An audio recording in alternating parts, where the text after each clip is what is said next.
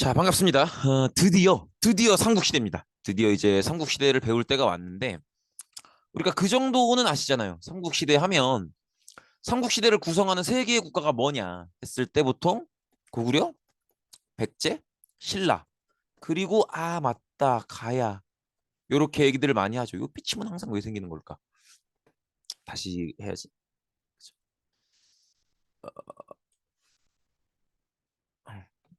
요 삐침이 생기는 이유가 뭘까?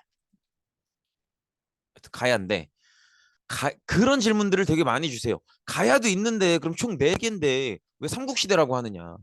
근데 왜 가야를 위 정식 라인업에 넣어주지 않는지, 가야가 분명히 있음에도 불구하고 왜 고구려 백제 신라까지만 쳐서 삼국시대라고 하는지, 그 이유는 가야를 배울 때 아마 정확하게 배우시게 될 겁니다. 그래서 그거는 잠시 뒤로 미뤄두고, 일단 제가 좀 말씀을 드려보고 싶은 게, 우리가 삼국시대를 구성하는 국가가 뭡니까? 그럼 보통 고구려 백제 신라 이렇게 얘기를 해요.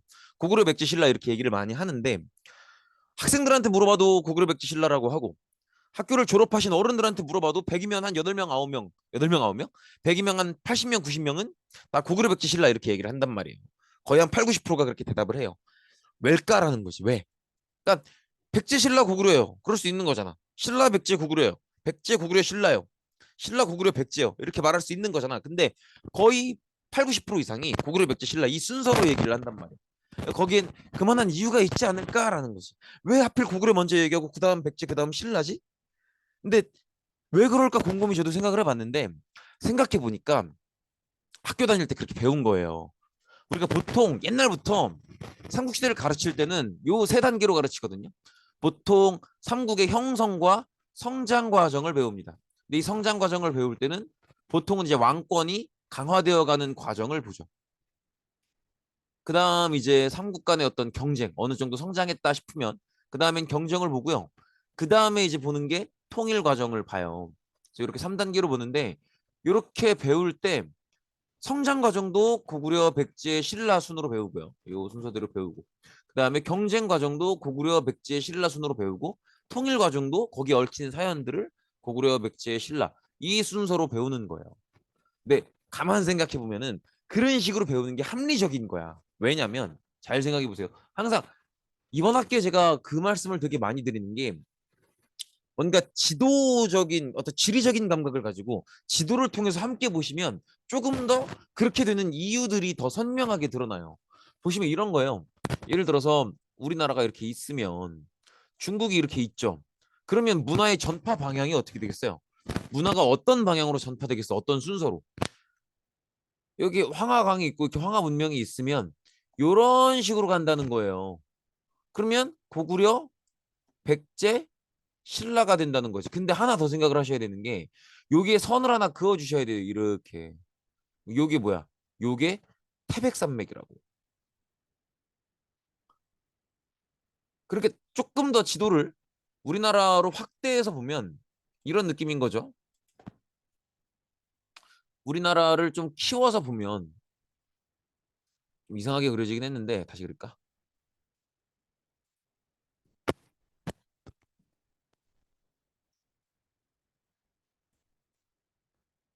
이렇게 그려보면 비슷하네 뭐.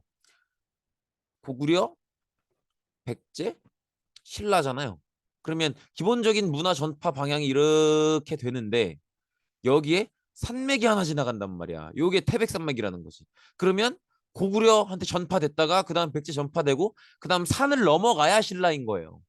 그래서 고구려, 백제, 그다음 산맥 넘어서 신라기 때문에 순서가 1, 2, 3 이렇게 갈 수밖에 없다는 거지. 그래서 삼국시대를 쭉 배워보시면 신라가 유달리 굉장히 느리구나라는 걸 계속 느끼실 거예요. 그래서 그 감각을 한번 가져가 주시면, 그러면 일단 전반적인 삼국시대의 어떤 구도를 잡기가 굉장히 편하실 겁니다. 그래서 문화를 전파받는 순서가 고구려, 백제, 신라 이 순서일 수밖에 없다라는 걸 기억해 두시면 좋을 거고요. 한번 천천히 보도록 하죠.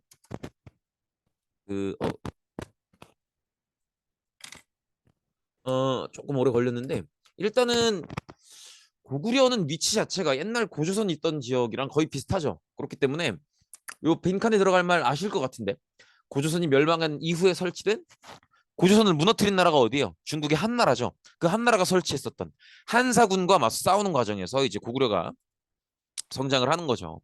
그 우리가 고조선 무너질 때 그거 배웠을 거예요. 고조선을 무너뜨리는 게 한나라기 때문에 한나라가 이제 한사군을 설치하죠. 그 한사군이 설치되면서 우리가 어떤 변화를 겪느냐면 이런 얘기 했었죠. 한사군이 설치가 되면서 그 한사군이 설치된 지역, 그러니까 이 지역이죠. 이 지역의 사람들은 셋 중에 하나 선택을 해야 된다 그랬죠. 그 지역에서 그러니까 자기 고향이니까 고향에 사는 게 너무 좋으면 근데 한사군의 지배를 받는 게 싫은데 어떻게 해야 돼 그러면 한사군의 지배를 받는 건 너무 싫지만 내 고향을 떠나는 것도 싫어. 그러면 저항을 하던가 그죠? 아니면 내 지역은 너무 좋은데 또 한사군에 저항하는 건 무서워. 그럼 수긍하고 살든가. 아니면 한사군의 지배를 받는 것도 싫고 뭐 내 지역에 그닥 미련도 없어. 그러면 떠나든가. 이렇게 선택을 해야 된다 그랬죠. 그러면 저항을 선택한 사람들이 이 사람들이 혼자 저항하진 않을 거 아니에요.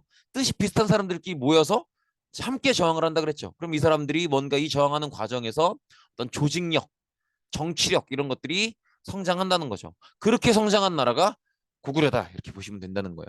한사군에 저항하면서 그 저항하는 힘을 바탕으로 힘을 모아가면서 성장을 했던 거죠. 그 대표적인 세력이 고구려의 세력이라고 보시면 되겠고, 그다음에 우리가 전설에서 봤듯이 건국 설화에서 봤듯이 부여에서 내려온 사람들이 이제 고주몽 이라는 인물을 중심으로 졸본에서 건국을 시작했다. 그래서 졸본이 첫 번째 수도다. 그렇게 보시면 되겠는데 사실은 저는 그래요. 고주몽이라는 인물을 어느 정도 실존하는 인물이라고 볼 수 있는지 혹은 실존하는 인물이라고 인정한다고 하더라도 뭐 그 얽힌 설화들을 다 진실로 봐야 되는지 그런 것들은 알기 어렵겠죠. 하지만 확실한 건 고구려를 건국한 집단이 부여에서 넘어온 집단이다라는 것만큼은 확실하다라는 거죠. 그래서 그렇게 봐주시면 되겠고 이런 식으로 부여에서 넘어온 집단이 졸본에서 건국을 시작해서 고구려를 건국해 나갔다. 그렇게 보시면 되겠고요. 기본적으로 중국과 가까우니까 중국 문화 수용에 유리한 지역이었죠. 그래서 굉장히 이 얘기는 사실은 무슨 얘기예요? 중국 문화 수용에 유리하다. 이 얘기는 사실은 무슨 얘기를 하고 싶어서 이 얘기를 하는 거야? 철기를 얘기하고 싶은 거죠. 철기를. 그래서 요 얘기를 한다는 것 자체가 중국의 어떤 수준 높은 철기 문화를 받아들이기에 굉장히 좋은 지역이다라는 거고요. 그다음에 우리가 아까 잠깐 보셨겠지만 고구려가 이제 마련한 터전 그 지역을 지형적으로 생각할 때 가장 먼저 떠올리는 건 뭐예요? 그 지역에 어떤 특징이 있는가? 역시 산악 지역이라는 거죠. 산악 지역. 굉장히 산악 지방인데 고구려가 산악 지방에 자리 잡고 있기 때문에 했던 얘기가 기본적으로 농사도 잘 안 되고 그죠? 그다음에 부여처럼 평야지대인 것도 아니기 때문에 목축업도 힘들죠. 부여는 굉장히 북쪽지라서 춥지만 그래도 평야지대니까 가축이라도 기를 수 있죠. 근데 고구려는 추우면서 동시에 산악지대이기 때문에 좀 뭐 이렇게 소라든지 양이라든지 이런 큰 가축동물을 기를 수가 없어요. 잘 안 돼. 그렇기 때문에 항상 식량이 부족하고 그래서 약탈 경제 항상 옥저를 괴롭히고 그런 얘기 했었죠. 그래서 약탈 경제다 보니까 다른 나라 가서 빼앗아 와야 되다 보니까 전쟁도 자주 있고 그러다 보니까 사람이 자주 죽어서 뭐 형사취수제 이런 걸 해야 됐었고 그래서 막 형이 돌아가시면은 형수님과 동생이 결혼해야 되고 막 이런 상황들 그죠? 우리가 이미 봤던 부분이잖아요. 근데 그렇게 생각하면 산악 지역에서 지낸다는 게 굉장히 안 좋게 받아들여질 수 있죠. 단점처럼 받아들여질 수 있다는 거지. 근데 가만 생각해 보면 딱 봤을 때 단점처럼 보이는 것도 사실 이렇게 가만 보면 그 안에서 작게나마 장점을 찾을 수 있거든요. 100% 단점인 거도 있을 수 있겠지만은 인생이라는 게 그래요. 딱 봤을 때 단점처럼 보여도 자세히 보면 그 안에서도 찾을 수 있는 장점이 있단 말이야. 이런 걸 이제 뭐라 그래? 긍정적 사고방식이라고 하죠. 여기서도 보면 마찬가지예요. 산악 지역에 산다는 게 얼른 보면은 식량이 부족하기 때문에 다른 데서 빼앗아 와야 되고 이런 거 생각하면은 단점으로 보이기 쉽죠. 단점이에요, 단점. 그러니까 쉽게 얘기하면 이런 거잖아요. 이런 여기 산다는 거잖아, 여기. 그죠? 이 높은 지대에 산다는 건데 이렇게 높은 지대에 살면 춥고 막 산악 지역이니까 목축업도 안 되고 단점이죠. 식량도 없고. 근데 그래도 그런 큰 단점의 와중에도 찾아볼 수 있는 장점도 있다는 거예요. 어떤 장점이 있겠어요? 침략이 어렵다는 거죠. 침략이 굉장히 힘들어요. 그러니까 고구려 사람들 입장에선 방어에 유리하죠. 기본적으로 다른 나라 사람이 고구려를 침략해서 차지하려고 한다. 그럼 어떻게 해야 돼요? 일단은 등산을 해야 돼. 등산을. 그죠?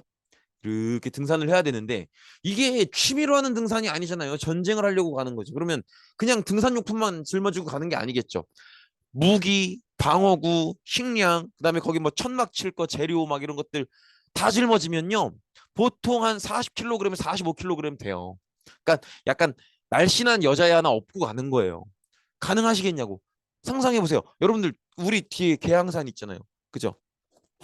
한 40kg, 45kg 쌀, 그죠? 쌀 한 포대 짊어지고 등산해서 꼭대기에서 친구랑 맞짱 뜬다고 생각해봐. 싸울 수 있겠어요? 그죠? 진짜 막 불같이 화가 났던 것도 화가 다 내려앉을걸? 사람이 체력 빠지잖아요? 그럼 화도 안 나요. 지쳐가지고. 여기도 마찬가지라고. 여기도 막 40kg, 45kg 계양산 올라가도 그렇게 힘든데 여기는 기본 1000m예요. 이거 올라가면은 이거 뭐 힘이 남아 나겠냐고 막 이 상태에서 싸워야 돼. 그죠? 그 다음에 여기서 딱 싸우는 장면만 생각해 봐도 그렇잖아요. 싸운다고 하는 거는요. 물론 싸우면 안 되겠지만 싸운다고 하는 건 기본적으로 타점이 높은 사람이 유리해요. 1대1로 맞짱을 뜨는 거면 키가 큰 사람이 유리한 거고요. 위에서 아래로 찍어 누르잖아. 전쟁도 마찬가지예요. 예를 들어서 생각해 보세요. 여기 있는 병사가 화살을 쏜다. 창을 집어 던진다. 그러면 침략하는 사람은 아래에서 위를 공격하는 거기 때문에 뭐를 이겨야 돼요? 일단은 고구려 병사를 이기기 전에 중력부터 이겨야 돼요. 내가 활을 쏠 때 내가 쏜 화살이 뭐예요? 중력을 이기고 올라가야 된다고. 그러면 그 화살이 과연 셀까요? 중력을 거슬러 올라오는 이 화살이 고구려 병사한테 맞을 때 파괴력이 별로 없죠. 이미 힘이 쭉 빠져 있지. 중력을 거슬러 올라왔는데. 그죠? 근데 반대로 위에 있는 고구려 병사가 이 침략하는 적군을 향해서 활이나 창을 집어 던질 때는 중력을 받고 내려가잖아요. 그러면 살상력, 파괴력도 강하고 정확도도 높죠. 그러니까 고구려가 압도적으로 유리하죠. 더구나 고구려는 여기에 산 지가 오래됐어요. 백제 신라는 이제 막 만들어지는 국가지만 고구려는 옛날에 우리 부여 고구려 옥조 동해 그때부터 있었던 나라잖아요. 그러니까 무슨 얘기야? 이 산악 지역에서 오래 살았기 때문에 산악 지역에서 외적을 방어할 때는 어떻게 해야 되는지, 어떤 지점을 유리하게 이용할 수 있는지 이런 노하우가 빠삭하다는 거야. 이해되시겠죠? 그러니까 사실은 산악 지역에서 딱 이렇게 지키고 있는 고구려를 공략한다는 건 굉장히 어려운 일이라는 거죠. 굉장히 그건 장점인 거예요. 더구나 우리 예전에 아마 배운 거 기억나실 거예요. 한반도를 이렇게 보시면 한반도 어디나 철광석이 많이 나지만 특히나 요 북부 지방 그다음에 남부 지방이 철광석이 많이 난다 그런 얘기 했을 거예요. 그러니까 고구려는 기본적으로 철광석 매장량이 많아요. 지하 자원으로 철이 많다고. 또 더구나 중국이랑 가깝잖아요. 그죠? 중국이랑 가깝기 때문에 철기의 수준이 굉장히 높아요.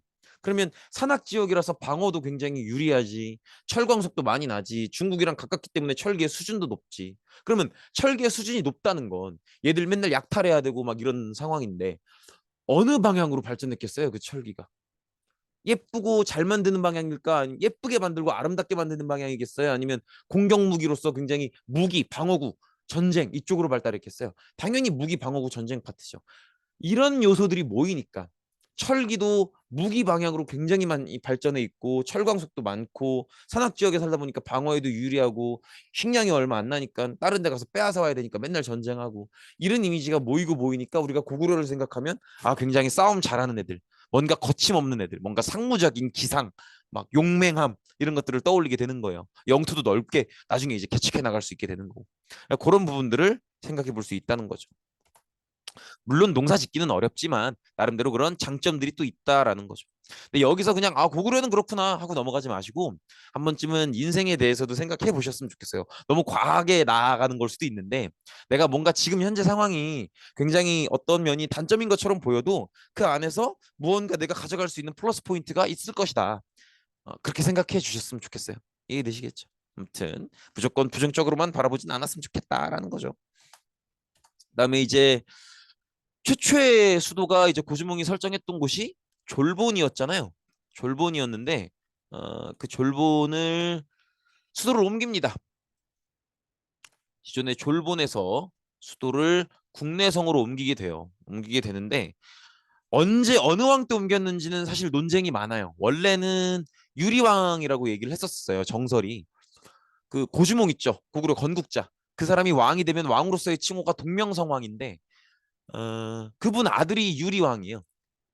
근데 이제 유리왕 때 국내성으로 옮겼다라는 게 정설이었는데 연구가 거듭될수록 비판을 많이 받아요. 나중에 태조왕이다 아니면 뭐 산상왕이다 이런저런 학설들이 많아서 사실 어느 시기에 어느 왕 때 국내성으로 옮겼다를 정확하게 얘기하기는 조금 어려운 면은 있는데 뭐 그것도 사실은 좀 그냥 그런가 보다 하고 넘어갈 법도 한 게 졸본이나 국내성이나 거기서 거기에요. 위치가 바로 옆이야.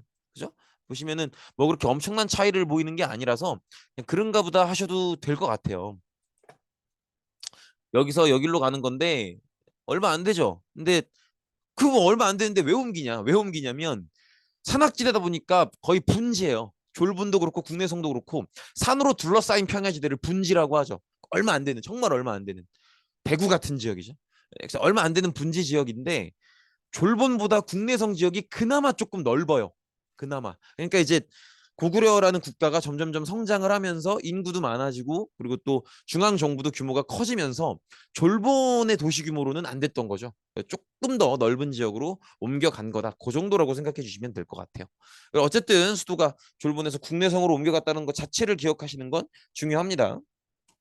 그리고 이제 태조왕인데 왕 이름 나왔죠. 우리가 지금 한국사 배우면서 딱 어느 왕 이렇게 나오는 거는 처음일 거예요. 그죠? 그래서 요거는 좀 중요하게 봐두셔야 되는 게 요거 나온 시점부터는 공부를 할 때 역사는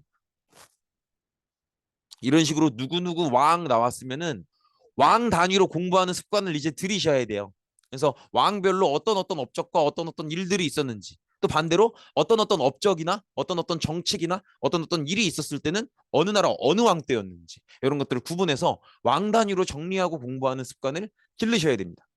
이제 태조왕인데 우리가 태조라는 표현을 그렇지 않나요? 보통은 건국자들한테 붙인단 말이야. 고려 건국자 태조왕건, 조선 건국자 태조 이성계 이런 식으로 보통 그 왕실을 시작하는 건국자 첫 번째 왕에게 태조라는 칭호를 붙이는데 고구려 같은 경우에는 태조왕이 건국자는 아니죠. 근데 왜 얘한테 태조를 붙이느냐?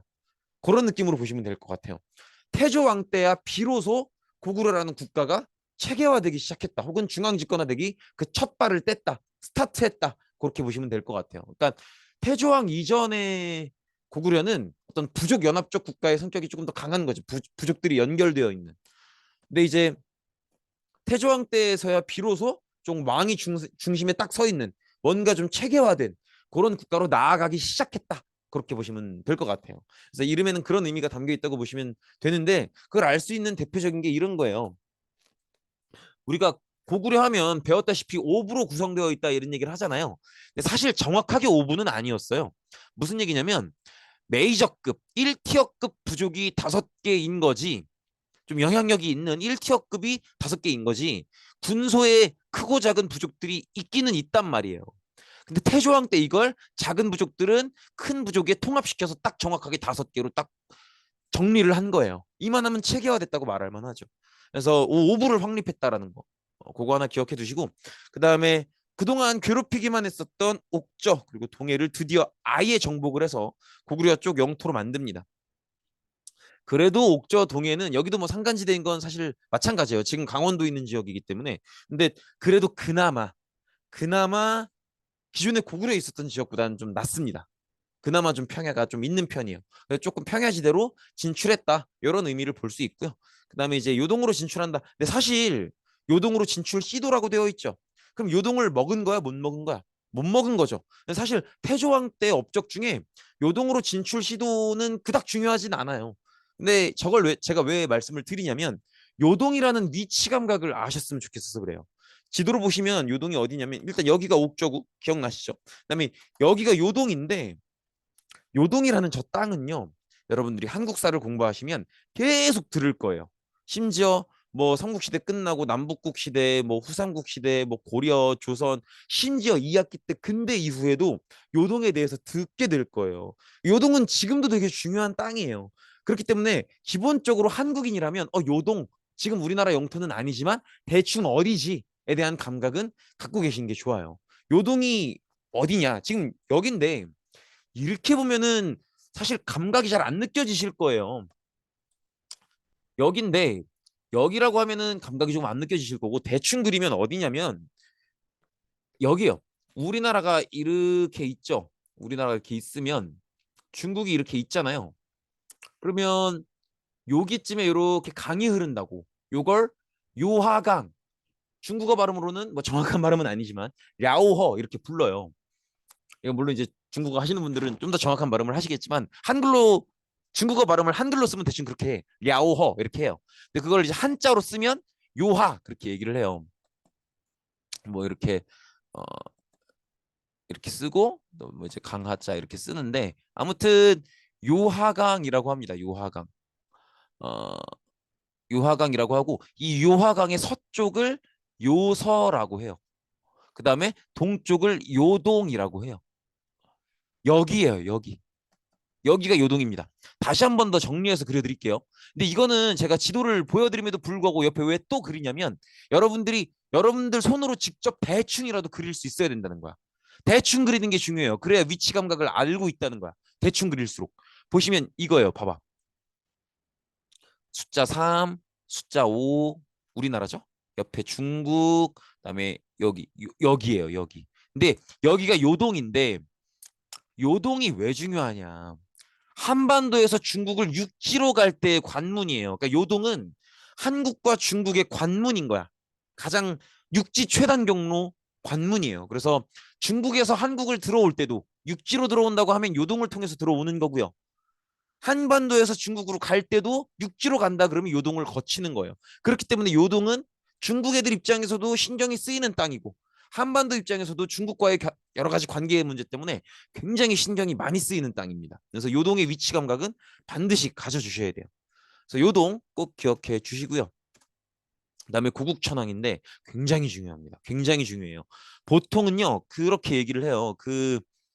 고구려에서 물론 많은 왕들이 중요하지만 가장 중요한 왕을 꼽아라. 공부할 때. 그러면 4대 천왕 얘기해요. 고국 천왕. 그죠? 그 다음에 소수리왕. 그 다음에 광개토대왕, 장수왕. 근데 그 중에 순서상 1바 따져. 그러니까 가장 중요한 왕 4명 중에 그 4대 천왕 중에 첫 번째란 말이야. 그럼 얘가 한 역할은 뭐겠어요? 토대를 마련하는 거죠.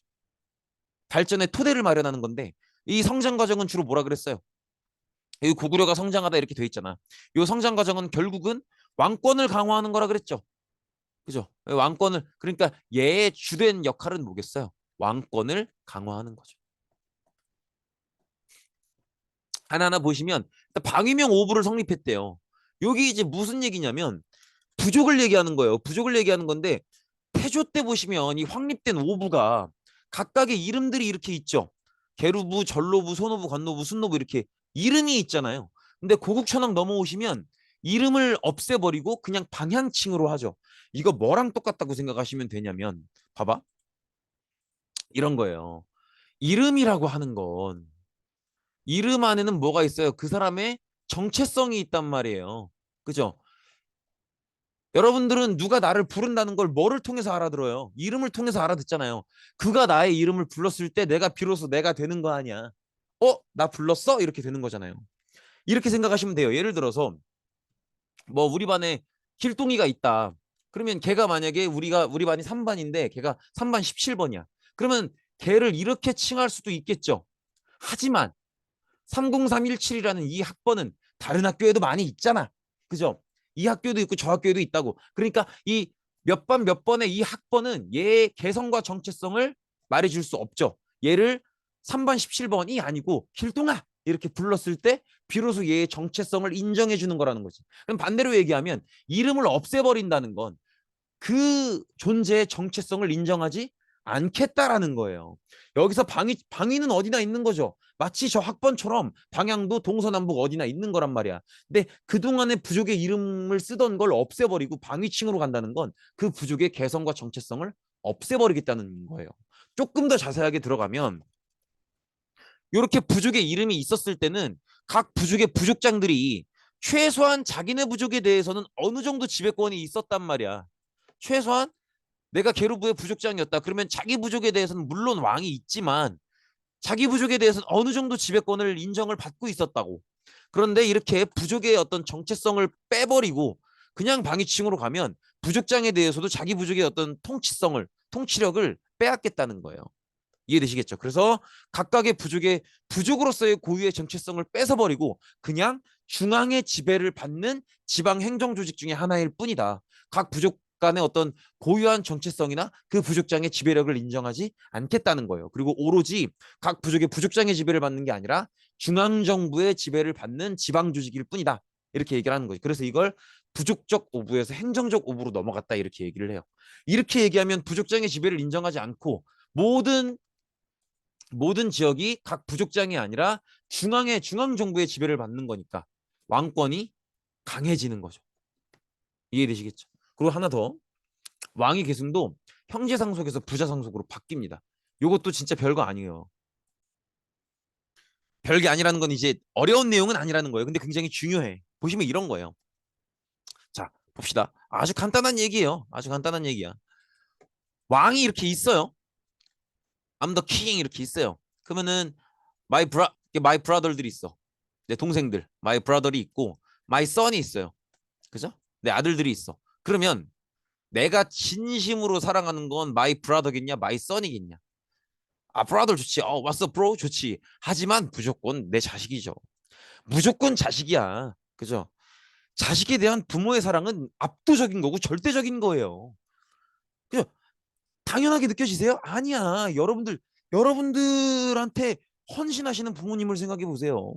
지금 여러분들 이렇게 뭐 옷 입고 댕기고 집에서 밥 먹고 학교 댕기고 당연한 것 같아요? 아니요. 부모님들의 뼈를 깎는 진짜 피와 땀을 쏟는 노력이 있기 때문에 진짜 헌신적인 목숨을 거는 헌신이 있기 때문에 여러분들이 집에서 밥 먹고 이쁜 옷 사 입고 맛있는 거 얻어 먹고 댕기고 하는 거예요. 이해되시겠죠? 절대적이고 압도적인 사랑이라고. 그러면 당연히 뭐 내 동생들 좋지만 당연히 내 자식을 훨씬 더 사랑할 텐데 그럼 이 왕의 자리를 물려주려고 할 때 내 아들한테 물려주고 싶겠어? 내 동생한테 물려주고 싶겠어? 당연히 아들한테 물려주고 싶지. 근데 뭐라고 돼 있어요? 형제 상속이라고 돼 있잖아. 왜? 왜 형제? 왜 이 좋은 왕이라는 자리를 내 아들이 아니라 내 형제한테 주냐고. 조금 더 자세하게 생각을 해보면 내가 왕으로서 내 자리를 누군가에게 물려줘야겠다라는 생각을 언제 하겠어요? 내가 대충 다 왔다 싶을 때. 그죠? 내가 뭔가 죽음이 가까워 오는 것 같단 말이야. 그럴 때 물려줄 생각을 할 거 아니에요. 내가 컨디션이 자꾸 에라가 나. 막 예전에는 막 하루에 막 문건 한 10건, 20건 결제해도 막 이상이 없었는데 요새는 한 세네 건 보면 막 눈이 침침하고 막 피곤하고 막 어지럽고 막 한 오후 2시만 돼도 막 미쳐버릴 것 같고 막 졸리고 막 이렇게 신하들 와서 보고 하면 옛날에는 딱딱딱 듣고 판단 딱딱딱 해갖고 막 일처리 따다닥 했는데 지금은 신하들이 와서 뭐 보고 하면 그냥 먼 산 때리고 있고 뭔 소리인지 모르겠고 그래서 뭐라는 것이냐 막 이러고 있단 말이야. 내가 그걸 알아. 피지컬이 자꾸 떨어지고 있다는 게 느껴진단 말이에요. 그때 뭐를 생각하는 거예요? 아, 이제 그만해야겠다. 누구 물려줘야겠다. 그 생각을 하는 거 아니에요. 내가 갈 거라는 생각을 할 때. 그때 이제 내 아들이냐 동생이냐 이건데 잘 생각해 보세요. 내가 물려줄 생각을 해. 그러면 그 얘기는 내가 죽고 난 다음에를 생각하는 거잖아요. 그럼 내가 죽고 난 다음에 봐봐. 그 시점에서 내가 막 죽을랑 말랑하는 그 시점에서 내 아들과 내 동생 중에 누가 더 나이도 많고 정치적으로 경험도 풍부하고 정치계에 아는 사람도 많고 그렇겠어요. 당연히 동생이죠. 여러분들 삼촌보다 나이 많아요? 아니잖아요. 여러분들 아버지 동생보다 나이 많으시냐고? 아니잖아요. 그죠? 그러니까 기본적으로 내가 내 아들을 더 사랑하지만 내 동생이 좀 더 정치적인 경험도 많고 좀 더 아는 사람도 많고 정치적인 권력 자체는 내 아들보단 내 동생이 더 있을 수밖에 없단 말이야. 그러니까 내 아들한테 물려주기 힘든 이유가 내 아들한테 물려준들 얘가 자기 자리를 지킬 수 있을까? 걱정이 되는 거예요. 내 아들한테 물려주면 얘가 자기 자리를 지키고 내 동생을 이겨낼 수 있을까? 아, 걱정되는데. 그래서 못 물려주는 거예요. 근데 이제 고국천왕 때부터는 물려줄 수 있게 됐대잖아. 그 얘기는 고국천왕이 준비했었던 여러 가지 법, 제도, 절차, 시스템 이런 것들이 이제는 믿고 아들에게 물려줘도 될 만큼이 된 거야. 그래서 왕이 아닌 나머지 형제들은 정치에 거의 개입하지 않고 내가 내 아들에게 왕위의 자리를 물려줘도 내 동생들이 내 아들들을 위협하지 않을 만큼의 어떤 시스템이 갖춰져 있는 거죠. 그러면 왕권이 세진 거예요, 약해진 거예요? 왕권이 세진 거죠. 이해되시겠죠? 그래서 이것도 왕권 강화의 모습이라고 볼 수 있는 거죠. 그다음에 제일 중요한 게 이거예요. 제일 중요한 게 이건데 재상 을파소를 등용했다고 하죠. 이 을파소라는 인물이요. 보시면 되게 독특한 인물이에요. 이 을파소라는 인물이 보시면 이렇거든요.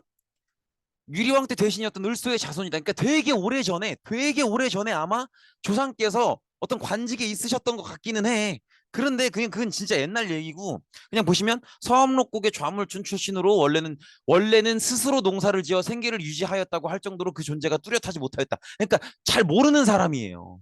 그러니까 제가 하고 싶은 얘기가 뭐냐면, 이 사람이 어디 살았는지 뭐 조상이 누군지 이런 걸 알아달라는 게 당연히 아니고, 기본적으로 이 을파소라는 인물이 뭐 소문으로는 옛날에 뭐 되게 오래전에 조상이 무슨 관직을 지내긴 했었대, 그거지. 귀족이 아니라고. 이 얘기하고 싶은 거예요. 귀족이 아니에요. 원래는 스스로 농사를 지고, 이게 웬 말이야, 그죠? 스스로 농사를 짓던 사람이 재상을 했대요. 재상을. 그죠? 이 국상이면 재상 중에서도 일바따예요. 제일 높은 사람이라고. 재상이면 뭐예요? 왕 바로 아래죠. 지금의 국무총리라고. 그럼 보세요. 제가 이걸 왜 강조해서 말씀을 드리냐면, 귀족이 아닌 사람을 재상으로 발탁했대요. 그러면 그걸 귀족들은 좋게 받아들일까? 고국천왕이 재상을 뽑아야 하는데 누가 좋을까 이렇게 고민을 얘기할 때, 각 고구려의 귀족들은 솔직히 내가 될 법하지 않나? 이 생각을 마음속으로 했을 거라고. 근데 막상 결과를 보니까 웬 근본도 없는 놈이 재상을 한대요. 그러면 귀족들이 볼 때는 이게 좋게 보여, 안 좋게 보여? 뭐야, 을파소? 뭐 하는 새끼인데? 이렇게 보이잖아요. 좋게 안 보인단 말이야. 이 얘기는 지금 왕이 귀족들이랑 친하게 지내고 싶은 생각이 별로 없는 거죠. 귀족들의 지지를 받을 생각이 별로 없고요. 귀족을 견제하려는 거예요. 근데 제가 예전에 작년에 그런 말씀 드린 적 있을 거예요. 정치라고 하는 건 기본적으로 뭘로 하는 거예요? 지지로 하는 거예요. 지지로. 사람들이 나를 좋아해 줘야, 좋아한다는 표현보다는 사람들이 내가 하는 말을 끄덕끄덕 해줘야, 내가 하는 말을 듣고 저 말이 맞지 이렇게 해줘야 정치가 되는 거예요. 예를 들어서 내가 아무리 우리 아버지가 왕이고 내가 첫째 아들이라서 내가 적통이기 때문에 내가 왕의 자리를 이어받았어도, 내가 정치를 개판으로 해버리면 사람들이 나를 밀어내버릴 거란 말이야. 내가 하는 얘기를 사람들이 듣고 그래 그 말이 맞지, 나는 맞는 것 같아, 찬성이야, 이런 사람들이 많아야 정치가 가능한 거예요. 지지를 바탕으로 하는 거라고. 근데 보시면 지금 고국천왕은 귀족의 지지를 받을 생각이 없죠. 그죠? 그럼 뭔가 대안이 있어야겠죠. 그래서 나오는 게 이거예요. 진대법. 진대법이라고 하는 건 이런 거예요. 진대법은 시스템을 좀 알아두실 필요가 있어요. 어, 이 시기 때 백성들은 대부분이 직업이 농민이겠죠. 그럼 농민의 일년의 삶을 보면 봄, 여름, 가을, 겨울이 있는데, 언제가 가장 먹을 게 없겠어요?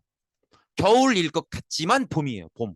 봄이 먹을 게 제일 없어요. 왜냐면 여름만 해도요, 곡식 농사는 잘 안 되지. 벼농사 이런 것들은 아직은 이제 수확할 때가 아닌데, 그래도 야채 같은 것들은 빨리빨리 자라잖아요. 특히나 뭐 감자, 고구마 이런 것들은 빨리, 옥수수 이런 것들은 빨리빨리 자라잖아. 그러니까 야채류는 빨리빨리 먹을 수 있어요. 물론 감자, 고구마는 이제 나중에 들어오는 작물이긴 합니다만, 하여튼 야채류 이런 것들 빨리빨리 자라는 작물들은 여름에 먹을 수 있어요. 그렇게 좀 버티면 가을에 이제 벼를 수확할 수 있죠. 그러면 가을에 이렇게 벼를 수확하면 그거 가지고 잘 보관해서 겨울까지 먹는 거예요. 그러면 가을에 수확해서 겨울까지 먹으면 봄에 먹을 게 없다고. 얼마 남아있는 곡식도 씨앗 해야 돼요. 씨앗. 씨 뿌리는 데 써야 된다고. 그러니까 봄은 정말 먹을 게 없어요. 그래서 봄에 힘들다 그래서 이거를 뭐라고 부르냐면, 봄춘자를 써서 봄에 굉장히 힘들다, 춘궁기라고 해요. 그럼 정부 입장에서는 기본적인 이 사이클을 안단 말이에요. 그러니까 농민들을 도울 생각이 있다면 봄에 도와야 된다는 걸 알아요. 그래서 어떻게 돕냐면, 봄에 봄에 빌려주고, 이걸 운영을 하려면 갚으라 그래야 될 거 아니야. 그래 다음에 또 빌려주지. 언제 갚아야겠어요? 수확하는 가을에 갚아야겠죠. 가을에 납부해라, 갚아라. 그래서 이걸 기본적으로 춘대춘합 시스템이라고 해요. 진대법도 마찬가지 뜻이에요. 이게 도와줄 진짜야. 되게 빌려줄 대자고, 빌려주는 방식으로 돕겠다는 거예요. 언제 빌려준다는 거야? 봄에 대출해주고 그거 가을에 갚는 방식으로 도와주겠다. 이 춘대춘합 시스템이라고 하고, 요 시스템으로 농민들을 도와주는 법이 진대법이에요. 그리고 요 춘대춘합, 봄에 빌려주고 가을에 갚는 시스템은 잘 알아두셔야 되는 게, 우리나라는 최소한 조선 후기까지는 농업 중심 사회잖아요. 농업 중심 사회에서 정부가 농민을 돕는 기본적인 방법이 이거예요. 봄에 빌려주고 가을에 받고. 그래서 요거는 법의 이름만 바뀌지 내용적으로는 조선 후기까지 똑같이 적용이 됩니다. 이해되시겠죠? 아무튼 그래서 진대법이 의미가 있는 거예요. 이 봄에 빌려주고 가을에 갚는다. 요거를 제시했었던 첫 번째 사례니까. 그죠? 그러면 고국천왕이 이거 왜 하는지 알겠죠? 누군가의 지지를 받아야 정치를 할 수 있는데 귀족하고는 견제를 할 거기 때문에 귀족의 지지는 받지 못해요. 그럼 누구의 지지를 받아야 돼? 일반 농민, 일반 백성의 지지를 받아야죠. 농민들, 백성들의 지지를 받아서 귀족을 견제하겠다는 거예요. 그리고 잘 알아두셔야 되는 게 이게 왕권주의 사회가 괜찮게 잘 돌아가는 기본 모델입니다. 왕과 귀족은 서로 권력적으로 경쟁을 하고 왕은 혼자 힘으로 귀족들을 이겨내기 위해서 농민들이 좋아할 만한 일반 백성들이 좋아할 만한 정책을 해서 백성들의 지지를 받아서 귀족을 견제한다. 그래서 왕과 백성이 한 편이 되고 귀족을 견제하는 이게 잘 돌아가는 왕권주의 사회의 기본 모델이에요. 기본 모델. 이해되시겠죠? 그래서 이거를 꼭 알아두셔야 됩니다. 그래서 이 방위명 오부, 부자상속, 진대법 실시 요거 싹 다 결국은 왕권 강화의 목적을 두고 있다는 거죠. 왕권 강화, 중앙집권 체제 정비 여기에 목적을 두고 있다라는 걸 알아주시고요. 그 다음에 이제 미천왕인데 미천왕은 사실 하나밖에 없어요. 뭐냐면 낙랑을 드디어 몰아냅니다. 한사군 중에 마지막까지 남아 있었던 낙랑을 드디어 몰아내고 낙랑이 있었던 지역을 차지하게 됩니다. 그 이제 요때인데 낙랑을 몰아내게 되죠. 그래서 가장 중요한 의미는 이거예요. 한반도 내 중국 세력을 모두 몰아냈다라는 게 가장 중요한데 사실은 한 가지 의미가 더 있어요. 뭐냐면 그 낙랑이 있었던 지역이 여기에요. 지금 낙랑군 점령 이렇게 써져 있는 데 있죠. 여긴데 이 지역이 평양 일대예요. 평양 일대. 근데 이거 자체가 굉장히 중요해요. 왜냐면 평양 이 땅이 좋은 땅이거든. 물론 한반도에서 입지가 좋은 괜찮은 땅 하면 남바와는 서울이에요. 무조건 서울이야. 어쩔 수가 없어. 정해진 거야. 정답이야 그냥. 근데 서울 빼면 남바 투? 그럼 평양 보셔야 돼요. 그렇지 않아요? 생각을 해봐. 지금 우리나라 수도가 서울이죠. 근데 그거는 그냥 조선시대 때부터 수도였던 거 그냥 받아온 거잖아. 그럼 봐봐. 북한 입장에서 생각해 보세요. 북한은 서울을 자기네 땅으로 못 만들었죠. 그러면 있어왔던 수도를 남한한테 빼앗긴 입장이니까 있는 땅 안에서 수도를 찾아야 돼요. 그래서 고른 게 픽한 게 평양이라고. 평양이 좋으니까 평양을 했겠죠. 평양은 역할이 서울이랑 비슷해요.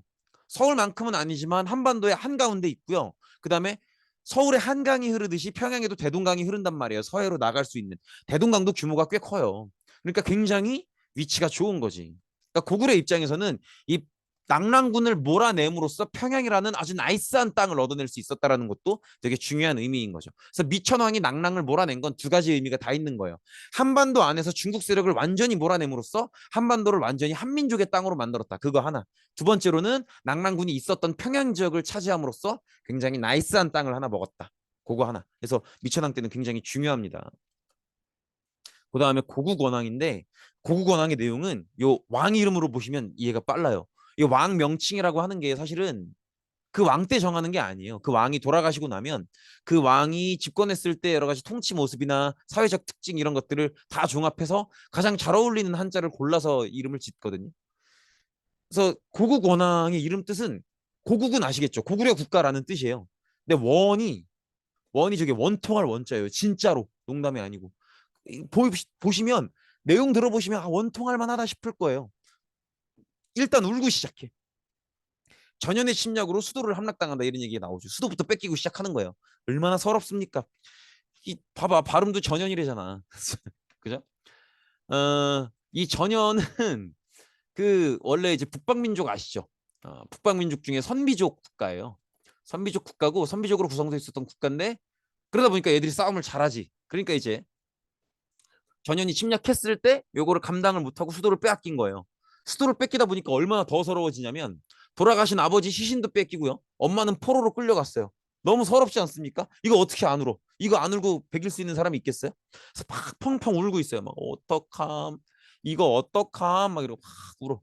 우는데 막 이렇게 울고 있는데 누가 이렇게 울고 있으면 누가 위로를 해줘야 될 거 아니야. 누가 고국원왕을 위로해주지? 누가 오냐면 남쪽에서 백제 근초고왕이 형 많이 힘들지? 이러고 위로하러 와요. 형 많이 힘들 것 같아. 그러니까 이꼴저꼴 보지 말고 그냥 가 형. 그리고 죽여버립니다. 이해되시겠죠? 그래서 이제 죽이면서 뭐라고 인사를 건네는 거예요? Say goodbye. 그죠?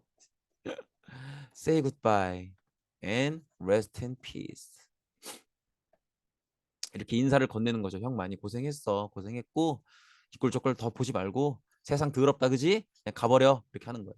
이게 무슨 의미인지 아시겠죠? 보시면 전현은 북방민족이잖아요. 그죠? 북방민족이니까 전현이 침략해 왔을 때 고구려는 병력을 이리 모을 수밖에 없어요. 그죠? 여기에 집중시킬 수밖에 없단 말이야. 그럼 어디가 빈집이 되는 거예요? 여기가 빈집이 되는 거지. 그러니까 근초고왕이 볼 땐 달달하거든. 그러니까 바로 올라가는 거예요. 바로 올라가서 형한테 그렇게 얘기하는 거죠. 고국어나 잘 가. 이렇게 얘기하는 거. 이해되시겠죠? 야, 국제관계라는 게 얼마나 냉철하고 냉엄하고 엄혹하고 그죠? 무섭습니까? 근데 여기서 이제 이것까지 딱 배우셨으면 많은 분들이 착각하시는 게 왕이 죽었다 보니까 왕이 죽을 정도면은 왕이 싸우다 죽은 거잖아요. 근초고왕을 맞아서 싸우다 죽은 거란 말이야. 그러면 아마 수도에서 죽지 않았을까라고 생각을 해요. 근데 아니에요. 보면 어디래요? 평양성이라고 하죠. 평양성. 그죠? 고국 원앙은 수도에서 죽지 않았어요. 수도는 이미 빼앗겼어. 수도는 이미 빼앗긴 거고 근초고왕이 공격하러 올라왔을 때 평양성을 공격하니까 이걸 막기 위해서 내려가서 싸우다가 죽은 거예요. 왜 제가 이걸 강조해서 말씀드리냐면 일단 헷갈리지 말라고. 수도에서 죽은 거 아니라고. 그다음에 두 번째로는 왕이 직접 가서 목숨 걸고 싸울 만큼 평양성은 중요한 땅이라고요. 이해되시겠죠? 아직 수도는 아니지만 근데 이걸 여러분들이 더 헷갈려 할 만한 게 나중에 고구려가 평양성으로 수도를 옮긴단 말이에요. 그러니까 이제 공부를 하시다 보면 혼동이 올 수 있어. 근데 고구려당 때는 아직은 평양성을 수도로 삼았던 때는 아니에요. 하지만 아직 수도는 아니지만 저렇게 왕이 직접 가서 목숨 걸고 싸우다가 죽을 만큼 그만큼 고구려가 굉장히 중요하게 여겼던 땅이라는 거죠. 어쨌든 굉장히 서러운 모습을 보였죠. 근데 그런 생각 들지 않습니까? 고구려가 고국어당 전까지는 잘 나갔잖아요. 낭낭 밀어버리고 막 잘 나갔단 말이야. 근데 왜 갑자기 이렇게 되냐고. 여기 이제 결정적인 원인이 어디에 있냐면 많은데 원인이 있지만은 낭낭을 몰아내면서 평양을 먹었죠. 평양을 먹었잖아. 근데 이 땅이 너무 달달한 거야. 그러니까 고구려 안에 귀족들이 이 평양 땅을 어떻게 나눠서 차지하느냐를 가지고 많이 내분을 벌입니다. 그러니까 고구려의 어떤 중앙 정치 체제가 내분으로 갈라져 버린 거예요. 그러니까 저런 상황에 대응이 안 되지. 요거를 왜 말씀을 드리냐면 어떤 위기가 찾아오면 그거를 항상 내부에서 원인을 찾으셔야 돼요. 이해되시겠죠? 뭐가 예를 들어 내가 시험을 망쳤어. 그럼 시험 문제가 어려웠어. 라기보다는 내가 공부가 되어 있었는가. 항상 원인을 나한테서 찾아야 돼. 그래야 고쳐 나가죠. 여기도 마찬가지. 전현의 침략 중요한 원인이죠. 근데 그걸 막아낼 수 있었으면 저렇게 위기로 가지 않았을 거 아니에요. 막아내지 못한 게 원인이 되는 거지. 이해되시겠죠? 그래서 이렇게 어떤 기존의 어떤 미천왕 이후로 얻어낸 평양 땅에 대한 고구려 귀족들 간의 내분 이런 것들이 국가를 굉장히 약하게 만들었고 그래서 전현이 침략해 왔을 때 막아내지 못했기 때문에 저렇게 혼란상에 빠져들었고 결국 근초고왕이 침략해 왔을 때는 왕이 결국 근초고왕을 맞아 싸우다가 죽는 그런 결과를 맞이하게 됐다는 건데 이게 지금 왕이 죽은 거잖아요. 왕이 그냥 죽은 게 아니고 전사한 거잖아. 이게 굉장히 중요한 겁니다. 그렇기 때문에 삼국 간의 경쟁에서 왕이 죽임을 당하였다. 전쟁 중에 전사하였다. 이런 얘기 들리면 꼭 기억해야 돼요. 죽인 왕, 죽은 왕, 죽인 왕의 나라, 죽은 왕의 나라. 다 기억하셔야 돼요. 백제의 근초고 왕이 고구려의 고국 원왕을 죽인 겁니다. 어디서? 평양성에서. 수도는 아직 아니지만 다 기억을 꼭 해주셔야 됩니다. 그렇게 보시면 되겠고요. 그 다음에 소수림 왕인데 이것도 신기하지 않아요? 왕이 죽었고 수도를 빼앗겼는데 나라가 아직 안 망했어요. 이거는 두 가지를 의미하죠. 급하게 빨리 왕위를 계승받을 사람이 있었다. 다행히도. 그다음에 두 번째로 의미하는 건 그 이어받을 사람이 의지가 강렬하다는 거예요. 만약에 굉장히 겁이 많고 의지가 약하고 두려움에 휩싸여 있는 사람이면은 자기가 왕위에 올랐더라도 그냥 나라를 들어서 항복했을 수도 있고요. 자기가 왕이 계속 후보자로 거론됐을 때 그냥 나몰라라고 도망갔을 수도 있을 거예요. 근데 굉장히 위기 상황이지만 선대 왕이 전쟁하다가 전사해버렸고 수도는 빼앗겼고 이런 굉장히 위기 상황이지만 그래도 담대하게 내가 왕을 하겠소. 굉장히 의지가 강렬한 사람이구나라는 걸 알 수 있죠. 그리고 이 사람의 정치적 목적은 우리가 안 배워도 큰 틀의 목적은 알 수 있죠. 왜? 지금 배경이 어때요? 소수리망이 집권한 배경이 굉장히 위기 상황이잖아요. 그죠? 이런 위기 상황에서 왕에 즉위했다는 건 이 사람의 정치적 목적은 뭐밖에 없는 거예요. 이 위기를 극복하는 것밖에 없는 거죠. 근데 가만 생각해보면 아까 말씀드렸죠. 원인은 항상 안에서 찾아야 된다고. 그죠? 소수림왕이 생각하는 이 위기의 원인은 전현의 침략, 백제의 침략 중요하지. 하지만 이걸 감당할 수 없었던 고구려의 내분에 있다. 따라서 이 내분을 해결을 봐야 돼요. 그러려면 고구려가 통합이 돼야 돼. 통합된 상태에서 이 위기를 극복을 해야 되는데 이 통합의 중심에는 당연히 누가 있어야 돼요? 왕이 있어야 돼요. 그래서 왕을 중심으로 통합하기 위해서 완전히 새로운 이념을 제시합니다. 그게 바로 불교입니다. 불교를 제시하는 거예요. 이 종교적인 접근이 굉장히 좀 설득력이 있는 게 사실 불교가 국내로 들어오기 전에는 한반도의 종교라고 하는 게 좀 중구난방이었어요. 그냥 이거 믿고 저거 믿고 하는 식이란 말이야. 그러면 굉장히 신이 많겠죠. 그러면 지배자에게 신앙적 특수성을 줄 수 있는 신도 많아지는 거예요. 그럼 신앙적 특수성이 특별해지지가 않죠. 네가 받았던 그 특수성 나도 있는데 이런 식이 된단 말이에요. 종교를 통합해 줘야 그래서 하나의 종교로 통합을 해줘야 그 종교로부터 신앙적 특수성을 받을 수 있는 신앙성을 받을 수 있는 존재도 하나밖에 안 되는 거예요. 그래서 불교로 종교를 통합해서 그 불교로서의 어떤 신앙성을 나만 받겠다는 거지. 그래서 나를 중심으로 국가를 통합하겠다는 거예요. 그래서 이 이념적으로 통합을 하기 위해서 불교를 수용하는 겁니다. 그 다음에 이제는 현실론이죠. 이 위에 있는 게 전진이에요. 지도 보시면 북조죠, 북조. 위신남북조 시기의 북조죠. 어, 요 전진으로부터 이제 불교를 받아들이고요. 그리고 어, 나라가 위기를 극복하고 강해지려면 기본적으로 그 나라 안에 있는 사람들이 쉬운 얘기잖아요.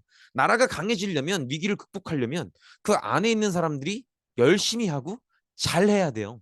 유능해야 된다고. 그죠? 그러면 평범했던 사람들을 유능하게 만드는 이게 뭐예요? 여러분들 맨날 아침에 그렇게 피곤한데 학교 왜 오는데 유능해지려고 오는 거 아니에요? 인간을 유능하게 만들 수 있는 유일한 방법은 교육입니다. 따라서 학교를 세우는 거죠. 태학을 설립합니다. 그래서 이 태학에서 국가 전체의 행정 능력을 높이기 위해서 유교를 가르치는 거예요. 유교를 교육합니다. 유교. 교육은 진짜 국가와 민족의 근간이에요. 근간. 어? 우리가 6.25 때도 학생들이 학교를 갔다고 폭격의 위험을 무릅쓰고라도 그만큼 교육이 중요한 거예요. 그래서 국가의 기본적인 실력을 키우기 위해서 교육기관인 태학을 설립하고요. 그 다음에 율령을 반포합니다. 율령이라고 하는 건 기본적으로는 법이에요. 법인데 조금 한 팁 더 깊이 들어가면 율은 형법이에요. 형법. 여기서 말하는 율이라고 하는 건 형법이에요. 형법.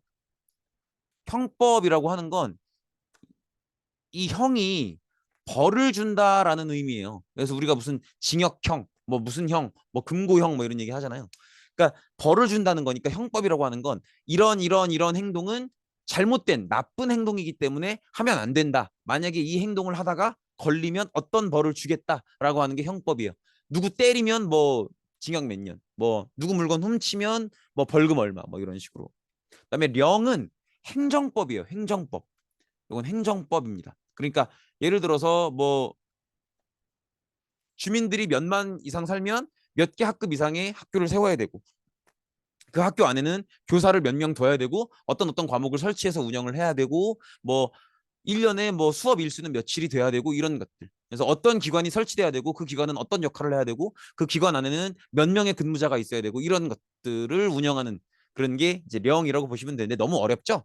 형법, 행정법 이렇게 구분하라는 거 아니고요. 그냥 율령은 법이에요, 법. 근데 법을 이렇게 반포, 즉 발표해서 법을 바탕으로 운영을 하면 그러면 장점이 뭐겠어요? 국가 운영이 체계화되죠. 그죠? 그래서 어떤 일을 누가 어떻게 해야 되는지가 딱 나와 있잖아, 매뉴얼로. 그죠? 그렇기 때문에 국가 운영을 체계화할 수 있는 거죠. 그래서 불교 수용을 통해서 사상을 통합하고요. 태학을 통해서 국가를 운영해 나갈 사람들을 실력을 기르고요. 그다음에 율령을 반포함으로써 국가 운영을 체계화함으로써 이런 식으로 국가의 위기를 극복하려고 노력했다는 거죠. 그래서 저 고구군왕이래. 소수리망의 저 세 가지 정책, 불태율, 불교, 태학, 율령 반드시 기억하셔야 됩니다. 반드시 이해되시겠죠? 고생 많으셨습니다. 오늘은 어쨌든 큰 틀에서 왕권 강화, 중앙집권 체제 정비. 요거 두 개는 같게 보셔야 돼요. 왕권 강화라고 써 있으면 중앙집권을 강화하는 거고요. 중앙집권 강화라고 써 있으면 왕권을 강화하는 겁니다. 그래서 이런 것들을 큰 틀의 목적으로 삼아서 위기를 극복하려고 노력을 많이 했다. 그래서 불교, 태학, 율령 이런 것들이 소수리망의 핵심적인 정책이 된다라는 거죠. 이제 이거는 가볍게 한번 그냥 읽어보시고 넘어가시고요.